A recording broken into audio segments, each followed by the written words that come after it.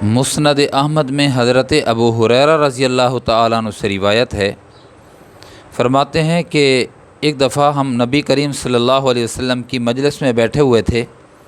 آقا علیہ الصلوۃ والسلام نے فرمایا ابھی جو بندہ آئے گا یہ جنتی ہے۔ سارے صحابہ متوجہ ہو گئے، دیکھا کہ ایک انصاری شخص ہے جس نے تازہ وضو کیا ہوا ہے اور وضو کا پانی اس کی داڑھی سے ٹپک رہا ہے اور بائیں ہاتھ میں جوتا اٹھائے ہوئے وہ آئے۔ دوسرے دن بھی اللہ کے نبی صلی اللہ علیہ وسلم نے پھر فرمایا جو آنے والا ہے یہ جنتی ہے۔ اب بھی وہی کیفیت اور وہی شخص انصاری۔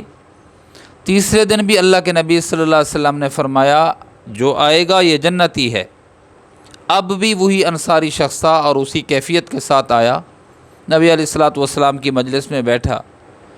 حضرت عبداللہ ابن عمرو ابن عاص رضی اللہ تعالیٰ عنہ کہتے ہیں میں اس شخص کو دیکھتا رہا، جب مجلس کا اختتام ہوا وہ بھی اٹھا بزرگ انصاری، میں بھی اس کے پیچھے چل پڑا، اس کو پا لیا، اس کو ملا۔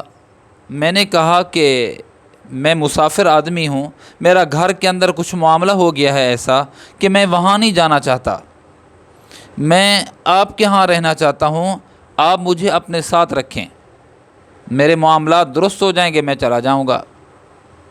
اس انصاری صحابی نے، بزرگ نے کہا کہ کوئی مسئلہ نہیں ہے، مہمان تو اللہ کی رحمت ہے، آؤ میرے ساتھ۔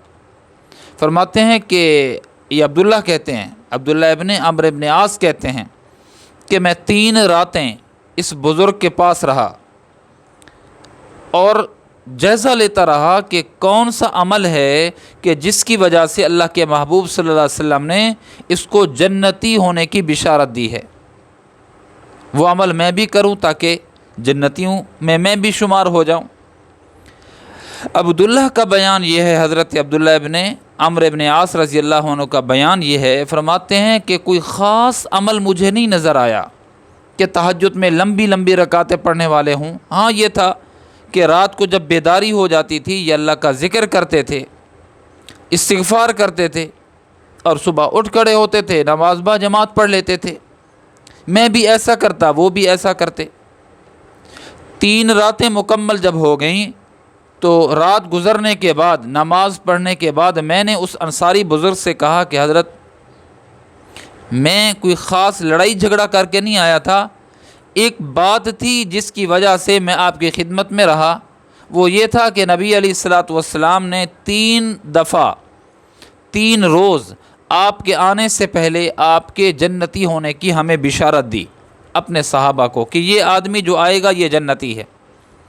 تو جب 3 روز آپ کی عدم موجودگی میں، آپ کی آمد سے تھوڑا پہلے آپ کے جنتی ہونے کی بشارت دی تو میرے دل میں شوق پیدا ہوا کہ میں اس بزرگ کو دیکھوں کہ اس کا کون سا عمل ہے کہ اللہ کے محبوب اس کو جنتی قرار دے رہے ہیں۔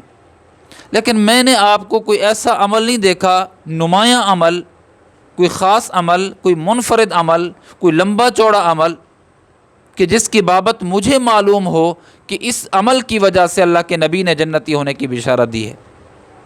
آپ بتائیے کہ آپ کا کون سا عمل ہے؟ اس نے تھوڑا سا سوچا انصاری بزرگ نے، پھر فرمانے لگے کہ بھائی مجھے نہیں معلوم میرا کون سا عمل ہے جس کی وجہ سے اللہ کے نبی علیہ الصلوۃ والسلام نے مجھے جنتی ہونے کی بشارت آپ کو سنائی ہے کہ میں جنتی ہوں، مجھے نہیں معلوم۔ کہتے ہیں کہ میں حضرت عبداللہ کہتے ہیں میں حضرت سے اجازت لے کر میں چل پڑا۔ میں جب کچھ فاصلے پہ گیا تو اس انصاری بزرگ نے مجھے آواز دی، عبداللہ۔ میں متوجہ ہوا، بلایا، میں قریب گیا، جی حضرت۔ فرمایا کہ میں نے ابھی جائزہ لیا ہے، ٹٹولا ہے، اپنے زندگی کے ورقوں کو پلٹا ہے، مجھے کوئی خاص عمل نہیں نظر آیا، بہرحال ایک عمل ہے جو میرے اندر ہے، اس کا اظہار کرنا چاہتا ہوں آپ کے سامنے۔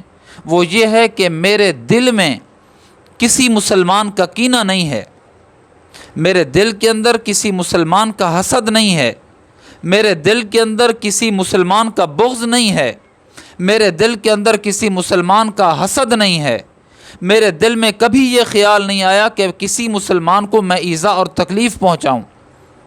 نہ کدورت ہے، نہ کینہ ہے، نہ نفرت ہے، نہ بغض ہے، نہ ہی ایذا دینے کا ارادہ ہے، ایذا نہ دینے کا ارادہ ہے۔ بس یہ ہے میرا معاملہ ہے اور اللہ کا معاملہ ہے۔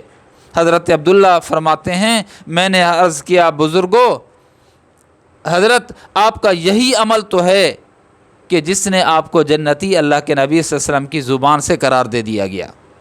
تو میرے عزیزو، کینہ، مسلمان کے لیے کینہ رکھنا اور مسلمان کے دل میں کینہ ہونا، مسلمان کے دل میں مسلمان کے لیے نفرت ہونا، مسلمان کے دل میں مسلمان کے لیے بغض ہونا، یہ انتہائی معیوب ہے۔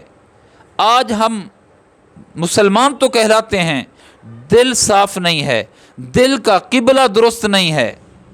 یہ نفرت پالنی تھی کافروں کے لیے، بغض رکھنا تھا کافروں کے لیے، الحب للہ والبغض للہ، اللہ کے لیے محبت، اللہ کے لیے نفرت۔ آج ہم نے محبت یا نفرت اپنے معیار اور مزاج کے مطابق ڈھالا ہوا ہے۔ یہ نہیں کہ مسلمان ہے، کلمہ گو ہے، میں بھی مسلمان ہوں، میرے دل میں ایک مسلمان کے لیے نفرت کیوں ہو؟ آج ضرورت اس امر کی ہے کہ ہم اپنا قبلہ درست کریں، اپنے دل کو پاک رکھیں، مسلمانوں کے حق میں کم از کم اپنے دلوں کو صاف رکھیں۔ دل میں کینہ نہیں ہونا چاہیے، دل میں بغض نہیں ہونا چاہیے۔ یہ جنتی اعمال اگر کریں گے تو یقینی بات ہے انشاءاللہ جنت میں ہمارا بھی داخلہ ہوگا۔